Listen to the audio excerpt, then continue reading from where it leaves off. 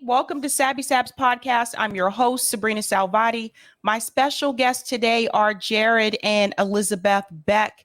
They were the attorneys in the DNC fraud lawsuit. Welcome, both of you. Thank you so much for coming on.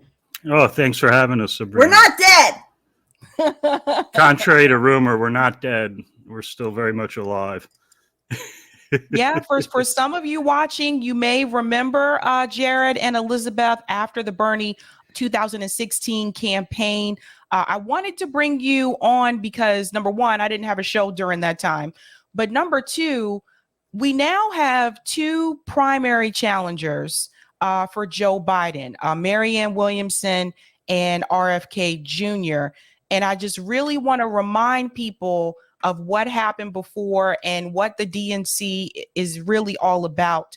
So I want to start from the very beginning and go through kind of a timeline of sorts. After 2016, when Bernie Sanders, lost or whatever, where do we begin in reference to the DNC fraud lawsuit? As I understand, I think Nico House may have came to you at some point with some information about the Bernie campaign.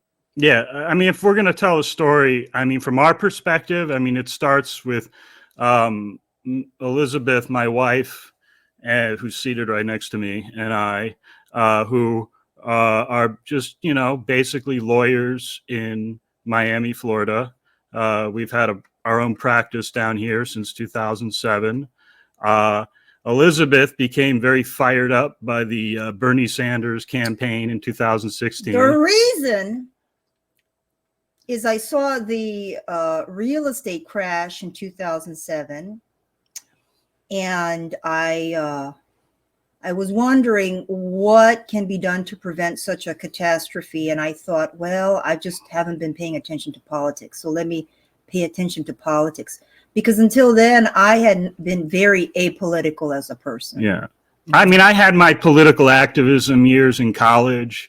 I actually went down to Arkansas in the 1990s and did some third-party work on ballot initiatives around campaign finance reform, which were actually very successful until the courts completely nullified them and threw them out. Then led us into Citizens United. So I wasn't like too big on any kind of political activism by the time Bernie Sanders rolled around, but I wasn't going to rain on Elizabeth's parade. Yeah, he was already. You know what I'm saying? But I wasn't.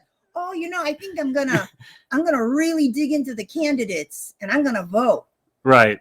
And so I did that, and then I went whole hog, and I was doing, the dial-a-thons. What they call them, the Bernie-thons. I don't know. Yeah. Well, the thing is, in 2016. So we were raising money, and we were giving our own money, and we were getting quite involved in the process. And then, we saw the rigging happen right before our eyes. But, then significantly from a legal perspective, Guccifer 2.0 dropped like the first wave of documents before WikiLeaks did that sort of gave a flavor of the DNC's rigging of the process for Hillary Clinton.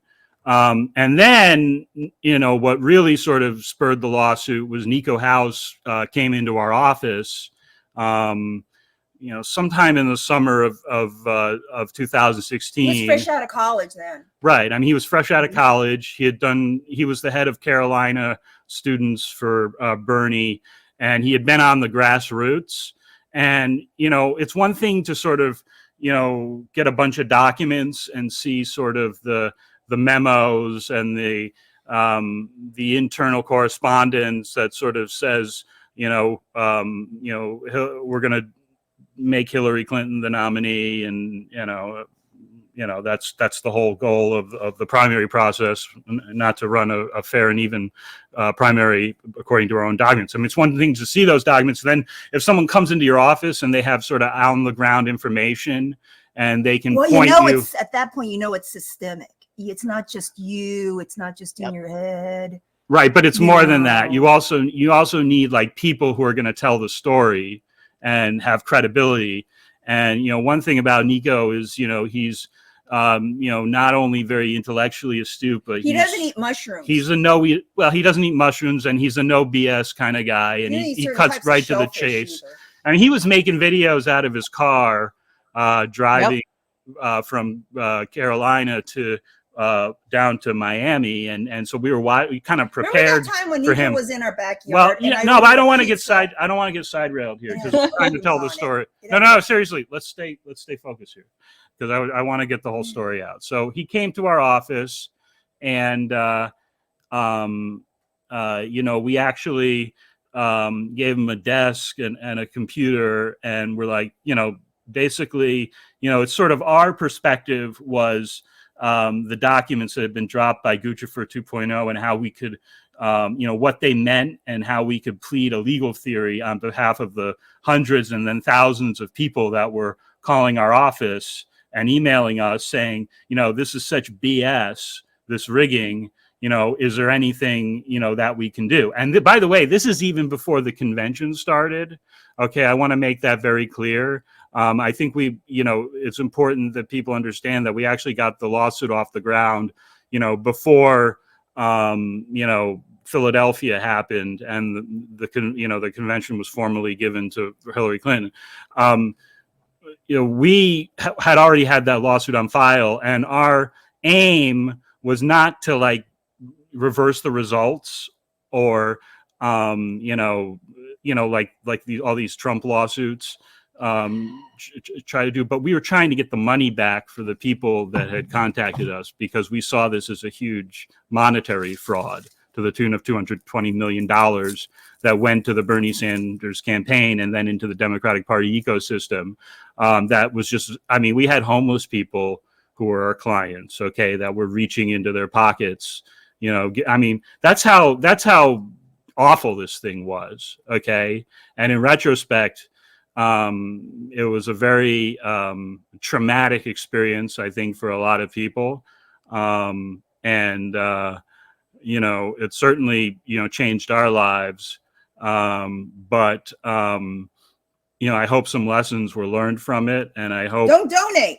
Right, but I hope that the record that we created is of some use to people going forward, especially in these times, as you have candidates like Robert Kennedy and Marianne Wilson coming around with their hand out, wanting you to reach into your pocket as, inflation is on the rise and the economy is going into the shitter. They want you to send your money to their enterprises. And, my advice as, a fellow citizen and as a lawyer and as somebody who has litigated this issue extensively is, you can do what you want with your money, but just be aware that this process is 100% fake. So don't get angry, and certainly don't call our office asking to file a lawsuit because we're not doing anything close to that ever again. Okay. But actually, our law firm is pretty much closed. Yeah. We're closed for business now for the most part, but, don't do that, but definitely don't complain. Okay. You don't deserve to, you are on notice. You have notice now. Okay. That this process is a scam. It's as genuine to elections as professional wrestling is to wrestling. That's the best analogy. If you're still going to professional wrestling and you're shelling out your money because you think you're seeing authentic athletics, then you're a fool. If you're doing it because you enjoy the thrill, that's fine, but you can still watch the election nonsense and not give your money away. So it seems to me like you're flushing the money down the toilet. If we're supposed to give advice, I would say whatever money you want to donate, use it to work down whatever debt you have. If you have debt, that's what I would say. Yeah, that's a good advice. Sure. Yeah. That's gonna. In other words, I think people need to get out of the mind. Don't care about you. Right. But the people need to get out of the mindset of, in order to make a difference and be a politically active, conscious person. In order to be a good citizen, okay, you have to go and vote and volunteer and save dogs. And, volunteering and saving dogs is fine and dandy, but it's all shit. Let me tell you about jury trial. Jared recently. Well, no. I don't want to get into the. I think the message should stay on voting for now because it's a very specific message. It's rigged. They've Yeah. admitted that it's rigged. If you want to watch a puppet show, go ahead. But it's not Yeah. what it's. Yeah, I want to show this to people who may not be aware, because this is the piece that people really need to take home. And I have a question for you about this as well. Now, this came from DNC attorney Bruce Spiva. He said Yeah. there's no such thing as a Democrat. The Yes. DNC just encourages people to vote for the Democratic Party. No one has any right to an expectation of a fair election. If the DNC wishes to select a candidate in the primaries instead of a free election process, that is their right. Donating money to Bernie Sanders doesn't mean you thought that money was going to assist him to win the primary. You have no right to think the DNC was obligated to follow their own charter and internal policies about elections. And then this last piece here, discussion of and any disputes with the DNC do not belong in a transparent process in a court of law. The DNC is a private association which should never be asked to engage in the discovery process or have to reveal any of its internal workings or strategies should they decide to select a candidate rather than allow a fair election of a candidate.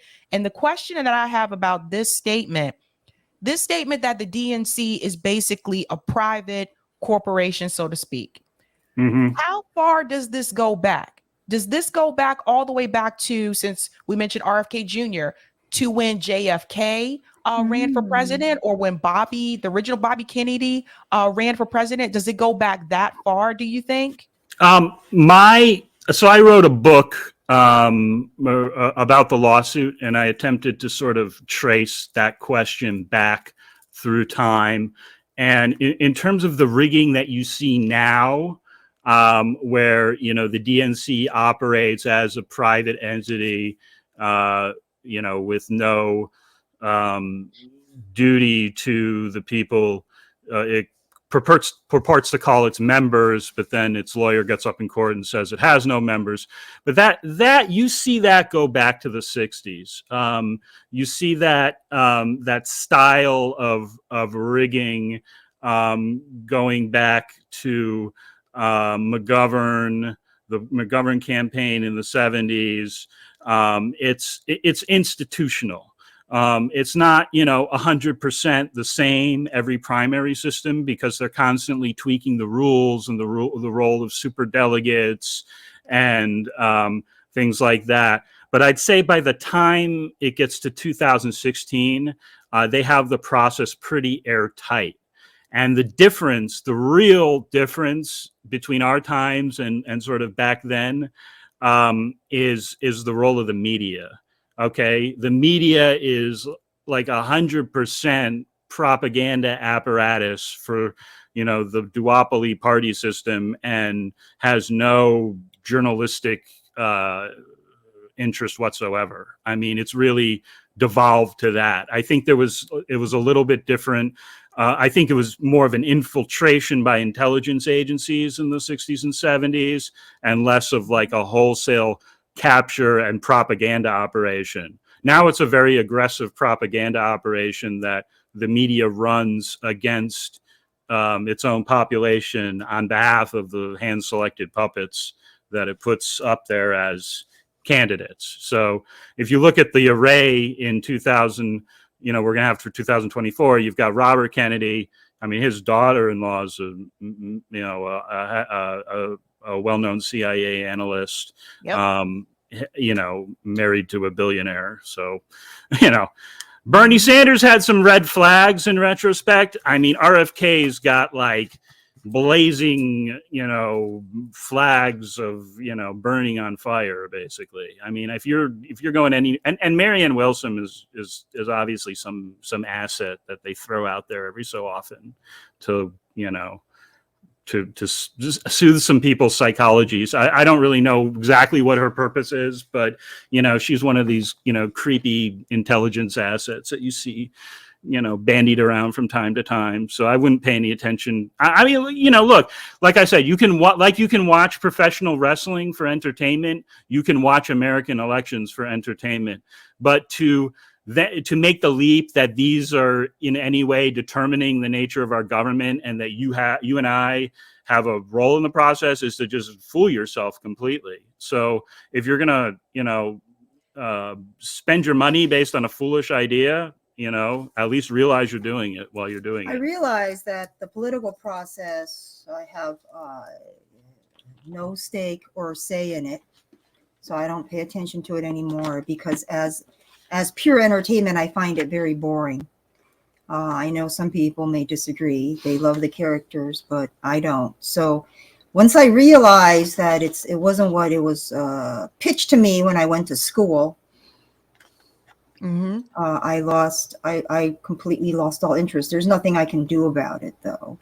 The thing is, it's so the concern is the idea that America is a democracy, and that we have the citizenry has a say in how it's governed, is so embedded in our psyche that there is actually a mental block against people.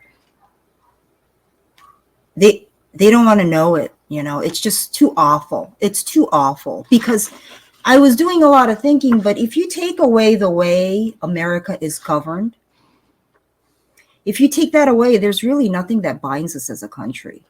Because I was talking to someone, and he was from Spain, and I said, what binds people from Spain? And he was kind of joking. He says, well, we take naps. Yeah. He was joking. But here's the thing. I was born in Korea. Koreans don't take naps. It's a cultural thing that binds them. And food is something that binds a lot of cultures. I say that as a Korean because Koreans eat kimchi. And the Chinese make fun of Koreans.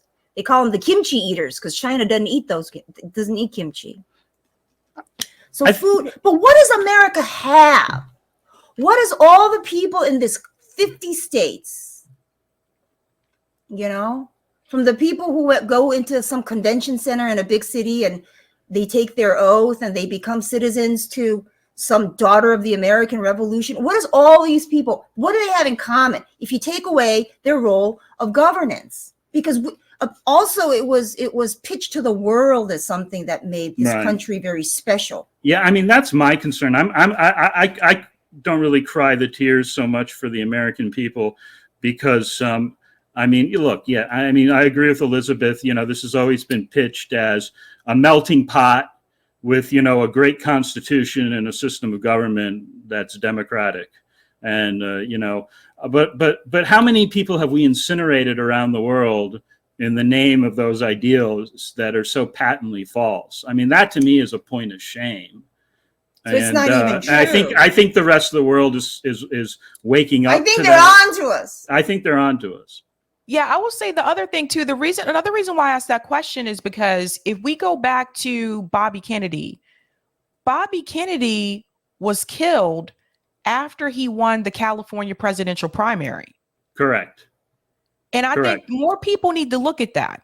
Absolutely. Like in the sense of like they were trying to stop, and they're like, there is no way we're going to let this guy get into the White House. Because he was gonna come after the CIA, which killed his brother. The other thing is people don't want to admit that assassinations, I think, happen very routinely in this country. Right. It just seems so undemocratic, right? Right. You're supposed to lose fair and square at the polls. You're not supposed to take out your opponent.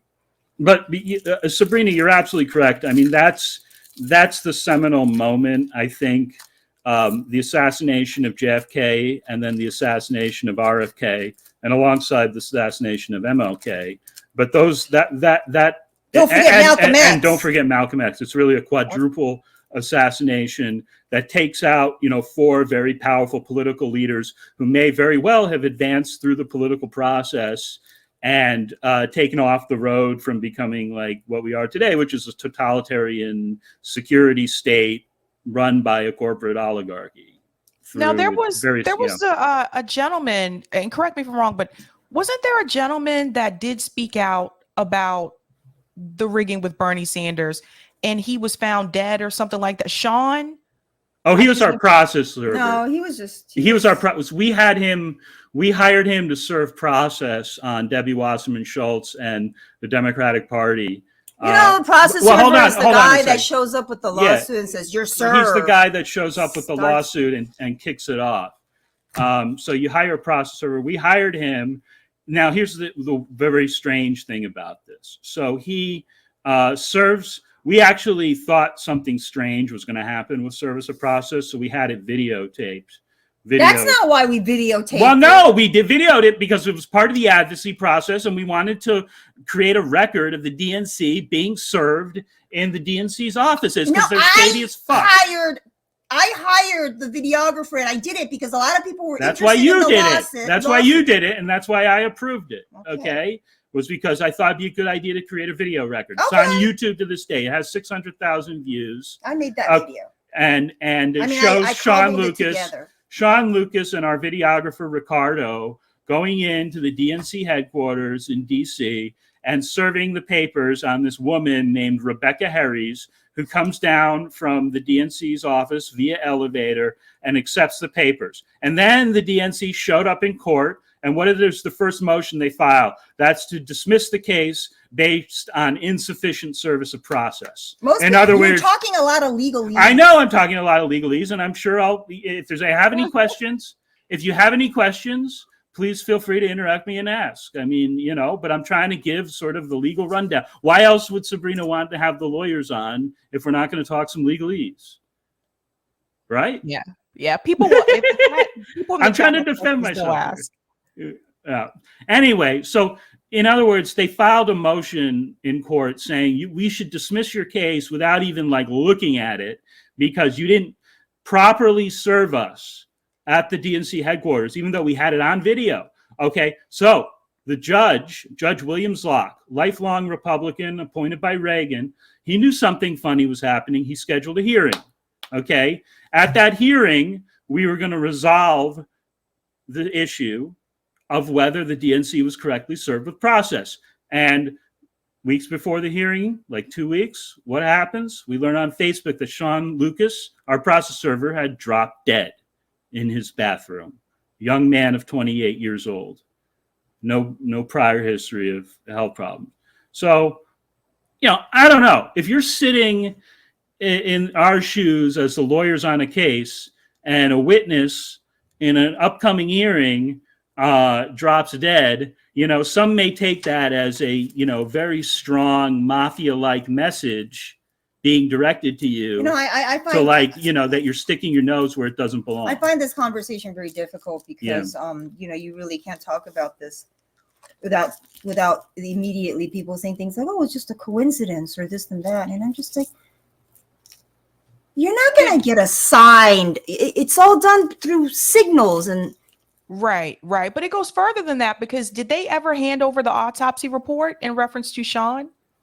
We we actually followed up on the issue with the DC police, and we got them to release. I don't know if it's an official autopsy report. No, only kin can get that. Okay, only kin can, but we did get an emailed summary of what was in it. And, according to this report, he had 3 different drugs in his body at the time he was found on his bathroom floor by his girlfriend, including fentanyl and kratom and I'm not here to speculate on I don't want to cast aspersions on the DC police, but I have just read several stories over the years of autopsy officials being real funny. Meanwhile, the Seth Rich is going on at the same time. And here's the crazy thing about it, Sabrina, is that Seth Rich would have also been a witness in our case because he was the guy in charge of voter data at the DNC, one of the main guys. And that, of course, if we're trying to prove in court, that the DNC is involved in rigging the primaries, we already have a prima facie case based on the WikiLeaks documents and the Gucci for 2 documents. But we're also going to, in the discovery process, go after the people who are in charge of the data and recording the votes and, recording the voting data. and we're going to subpoena that information, and he's going to be on our witness list. And boom, he's around. I can't remember if it was before or after Sean Lucas, but he's found dead on the streets of D.C. with a bullet in his back. He was shot on the streets of D.C. Right. It's still unsolved, and all his wallet and his watch and his phone were but all on. I don't think we should say any more about that, because you'll get sued for defamation by his family for no, that happened. No. I'm not trying. That's to why we're any sort of out of the anyone. game now, because it's too dangerous out there from many perspectives. Okay, I mean, it's not worth in this, inserting yourself in this country's murderous politics, because your life will get derailed and ruined. Look at the J6. Okay, they all show up to what is that? It's like a rowdy election protest. Okay, how many of them are going to be spending years in jail now? Okay, who's the J6? The January 6 people. Oh, okay. This is the problem. Oh, the other thing about is you. Okay, so there's a Supreme Court justice who apparently has been taking private trips and getting money and this and Clarence Thomas. And the thing is, the only people that are squawking about it are the Democratic senators. Right. That's the problem. I have come to realize that actually, I don't think people are all that upset about how things are run. They're just upset that it's not being run to their benefit. That's when I wash my hands of the whole thing. Because I came to the conclusion that people can't, maybe it doesn't really bother them that's happening. It's just that they're not part of the game. So, so that's why I really don't want to do anything, I don't want to stick out my neck out really anymore. Yeah, one of the things I've been wondering about as well, do you feel like Bernie's 2016 campaign was infiltrated in any way, shape, or form? Oh, absolutely. Well, they're all infiltrated. Yeah, I mean, he's rotten to the core. It's infiltrated by Bernie Sanders himself. That guy had no intention of doing anything Groucho Marx said, I don't want to join any club that'll have me as a member. Any candidate, any political candidate that actually holds office for any length of time, they're all shit. I know that sounds very trite. Now I understand what people who said that meant. Okay, because there's a gentleman. What was his name? Wellstone.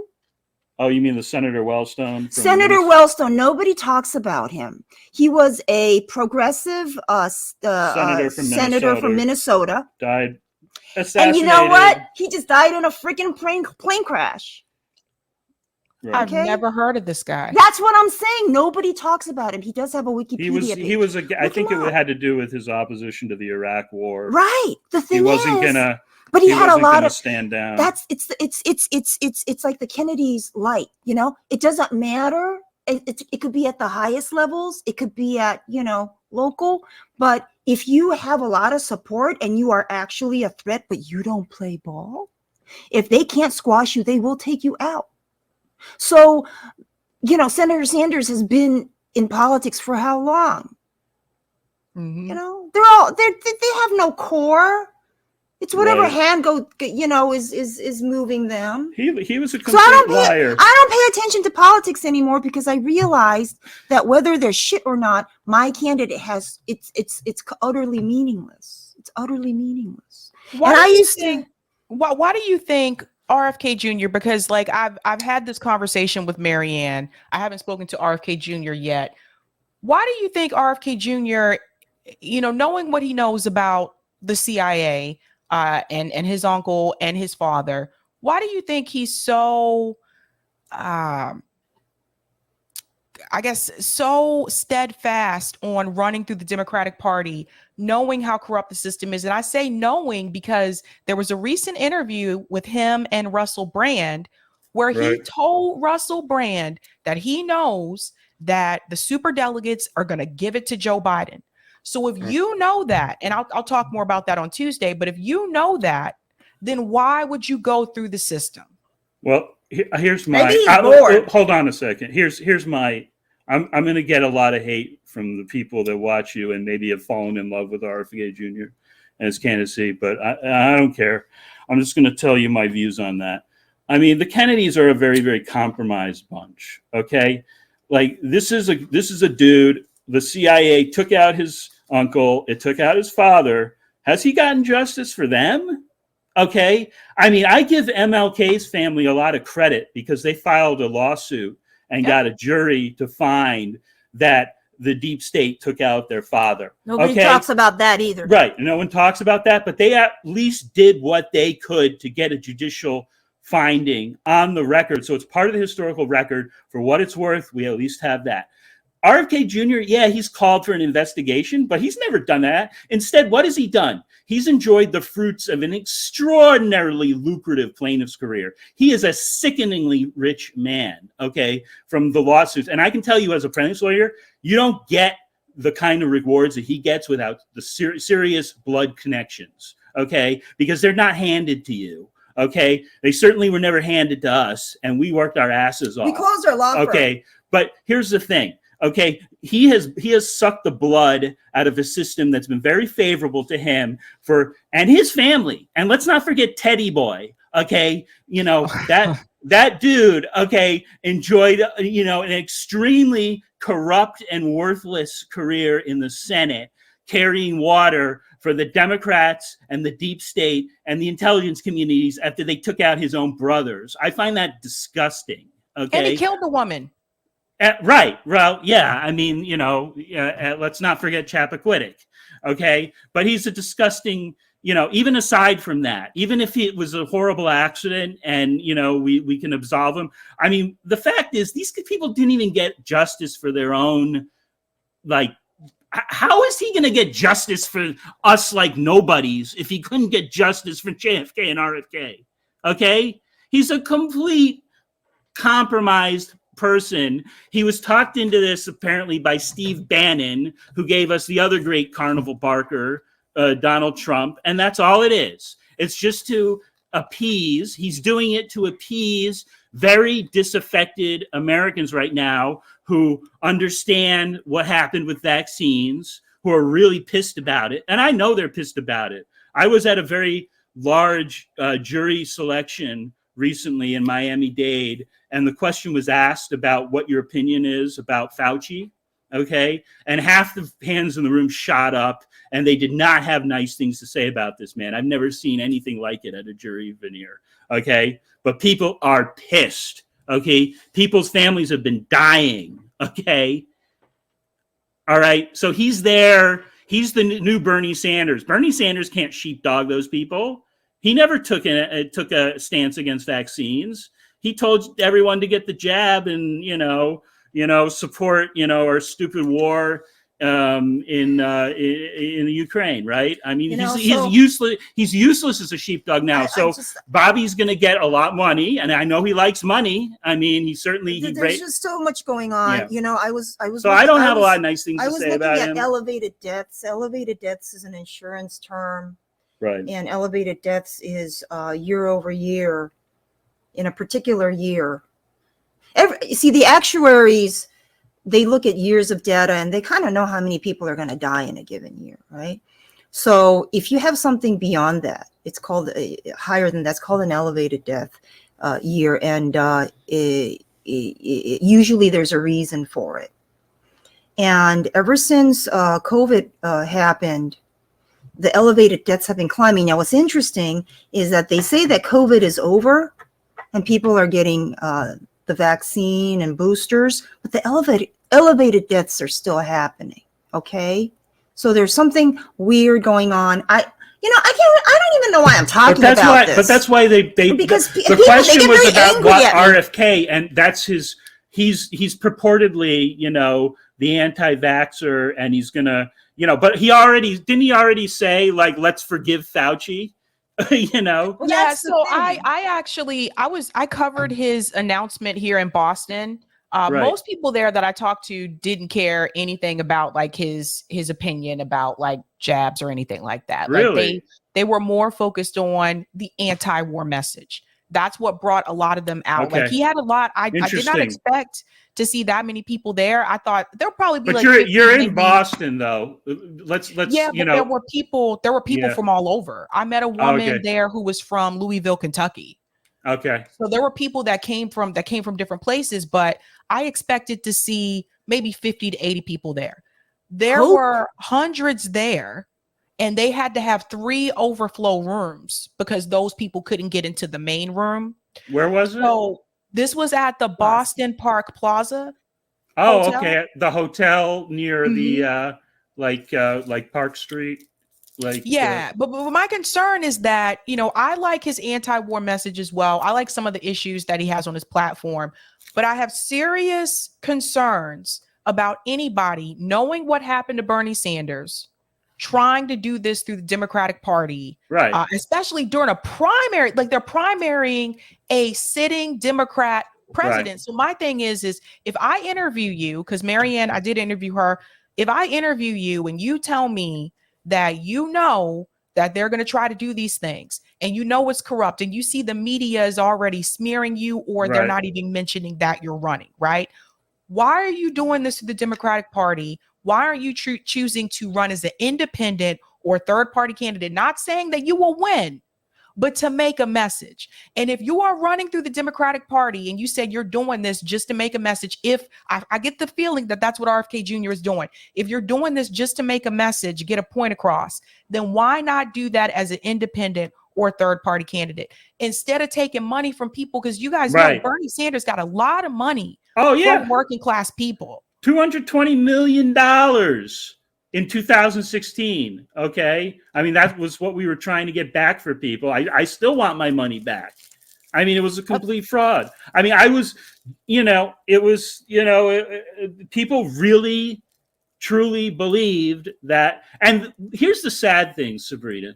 You know, in Citizens United, the Supreme Court came down with that horrible decision and they said, money is the basis of our politics, right? Money is speech.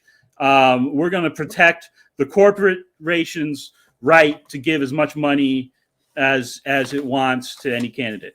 Okay. This is what people were trying to do with Bernie Sanders. They were trying to take the Supreme Court's message to heart and say, okay, you're telling us money is the essence of our politics, right? So we're going to give our money to Bernie Sanders. And so it's like being duped on all levels, you know? Nobody has the back of the people that were in the Bernie Sanders movement.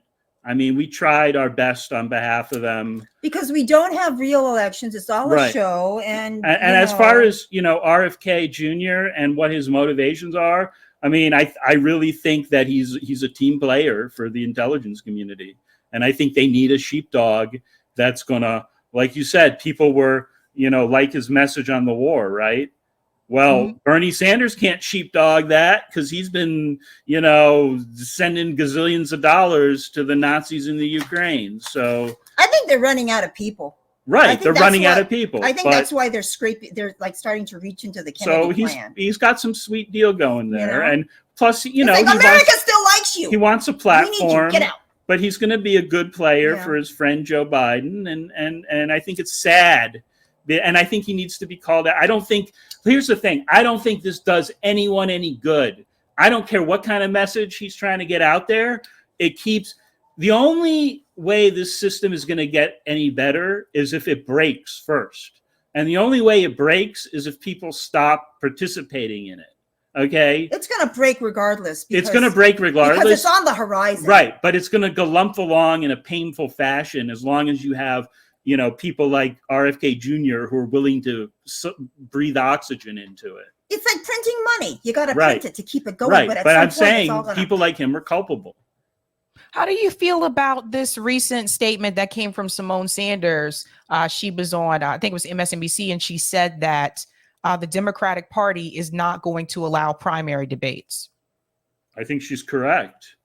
And I think she's being honest, like Bruce Spiva was being honest in our case. And I give Bruce Spiva a lot of credit as the attorney for the DNC, because I don't think he minced words. I think he laid out the legal position. And the one thing I can say about our case, we weren't able to get a positive judgment for our clients, but we got something maybe more important, which was an on-the-record statement from their counsel in open court describing exactly what the DNC is and how it conducts its business. Yeah, but it's, it's hard. People are like, no, it's not true. People, Right, but you got to look. The generations that are going to clean up this mess, they're going to need some type of historical record, and that's why I think it's so important. When you look at MLK's family, what makes you think it's going to get cleaned up? No, but a legal record is a legal record. It's hard to fabricate a legal record. That's why when MLK sued to prove that his family, that MLK was killed by the government, created a record. But RFK hasn't done that. Why? This is interesting because the He problem didn't want is to die. Most Americans, I don't think, especially most people I've spoken to, most Americans have no idea. Like, they really do think that when they go to the voting booth, that they are, somewhat in a shape or form making a difference. And when I explained to people about the DNC fraud lawsuit, most people have never heard of it. Right. Some may have heard of it, but they didn't know all the details and the ins and outs. And then when they hear the facts, they're like, oh my God, you mean to tell me it's all just a sham? Well, then what do we do? Right. So the reason nobody's heard about it, I mean, one of the reasons is we've been banned from Twitter since 2019. Okay.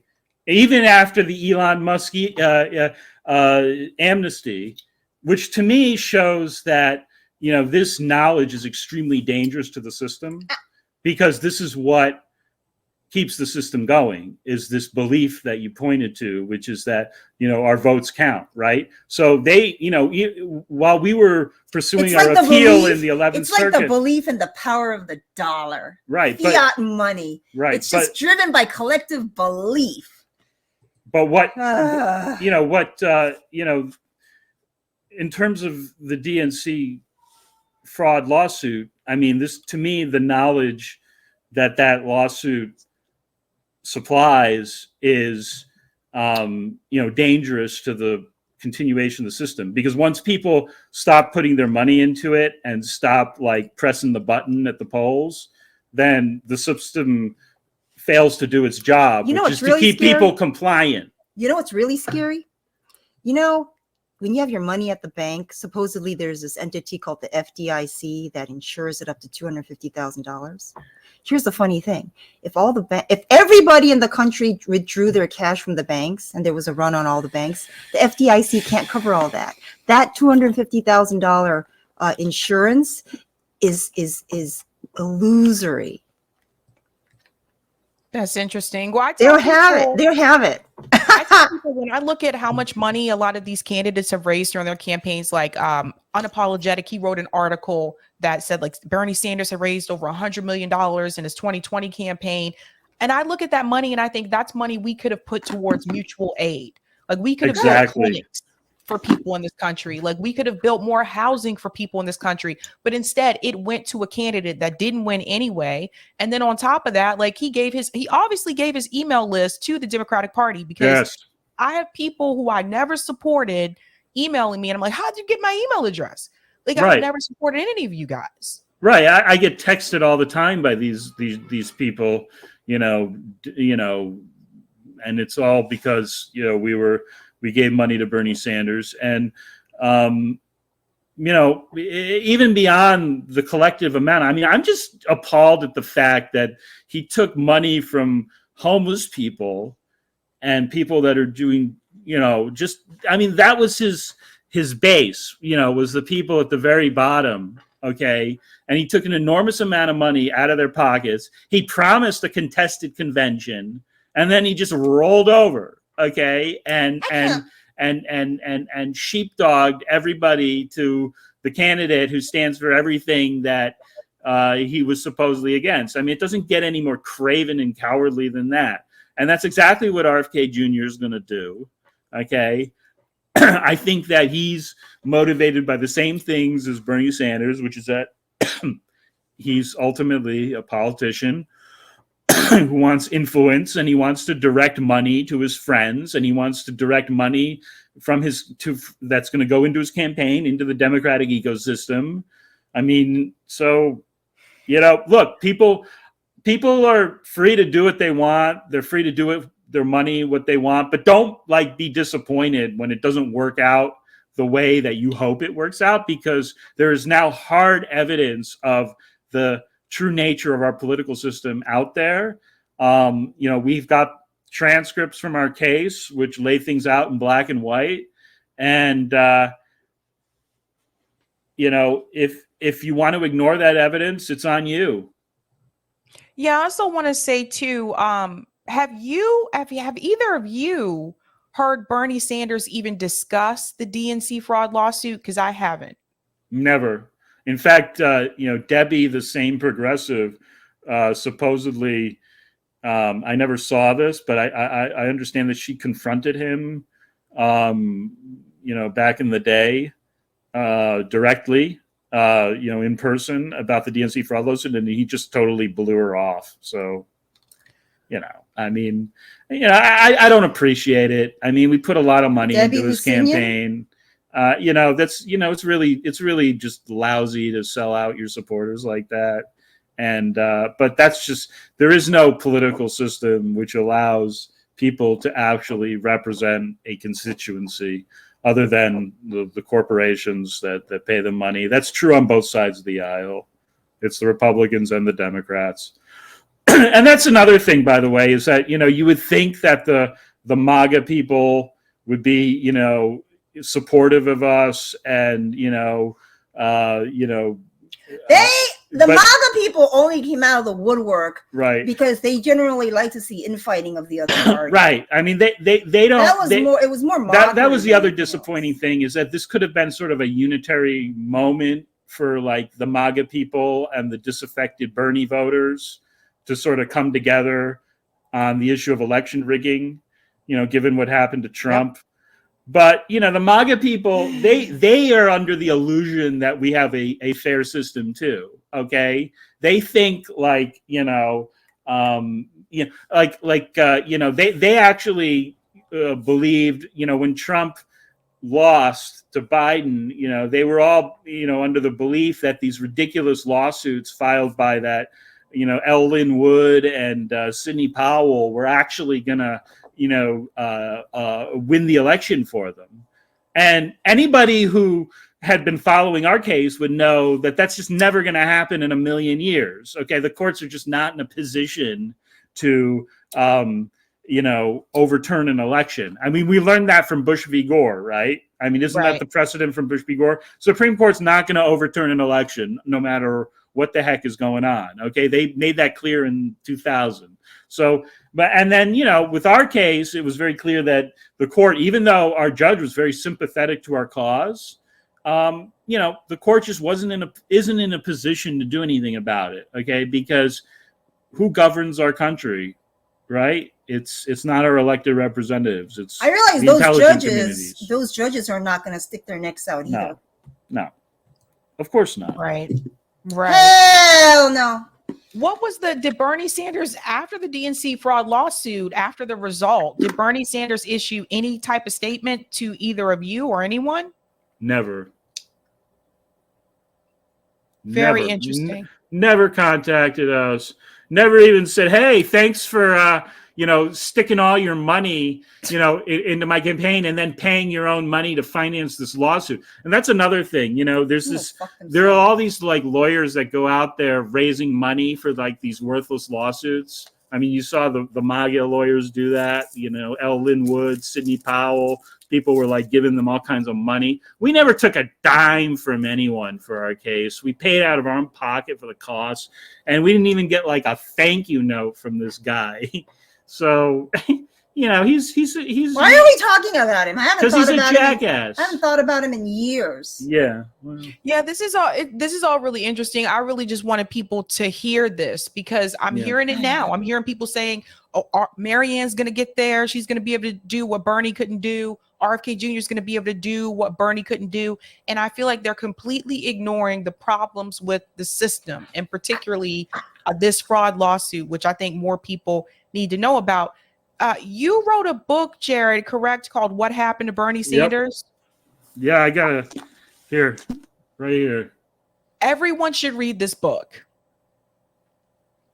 You It's can get very important. cheap copies are on Amazon, like $2. You can get like a used copy. But this has, the most important thing here is the transcripts. We put the transcripts of the case in here so you can see for yourself. And it's very interesting. During the hearing, the judge was really questioning the DNC lawyer. It wasn't us doing the questioning. It was the judge. He had a whole list of questions, and he wanted to get it on the record. And he said something very interesting at the end of the hearing. He said, democracy demands the truth because people need to make intelligent decisions. Hey, Judge, we don't live in a democracy. Well, you know, maybe we don't, but he created a record, and that record hopefully will save some people some money this time around. I mean, if it does nothing else, I hope it saves people some money, because they're going to need, you got to be in survival mode these days, you know, preserve your assets. You know what I'm saying? I mean, we got bad economic times ahead. Don't give money away. I mean, if you have like money to burn, then go for it. But if you're, you know, times are tough, okay, don't put your money into this. Put it into something else that's going to, you know, help your survival and the survival of your loved ones. That's my advice. You know what I'm saying? I agree. Well said. Well, thank both of you so much for coming on. One more question for you. Recently, I was asking Norm Finkelstein this question: is there any value in having a candidate, a progressive candidate, so to speak, run through the Democratic Party to primary challenge Joe Biden?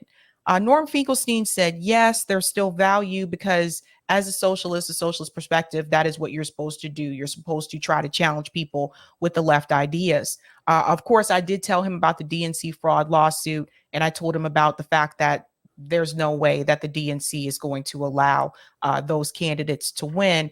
And he said, well, yeah, that's the other piece. But I want to hear from you. Do you think there's any value in doing that?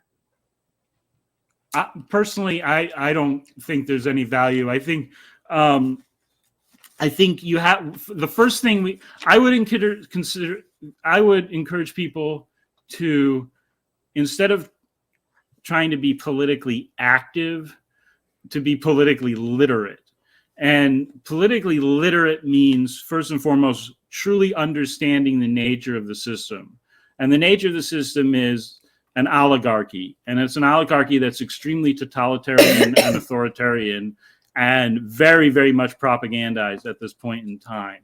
So that means that the democratic institutions, the purported democratic institutions, are tools of the oligarchy and nothing more. Okay, so if somebody is running and being, I mean, lots of people run for the presidency every year. Okay, there's always like a list of like, you know, hundreds of people. There's all kinds of third parties, right? I mean, only like a select few ever get any attention in the media. Okay, I mean, there's a reason that the only two we hear about are RFK Jr.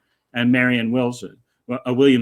It's because they are fully controlled. Okay, so I don't see any value in like a fully controlled asset doing their thing in the way that Norm Finkelstein does, because I think if you want to get to a democratic place in this country's trajectory, this system has to break.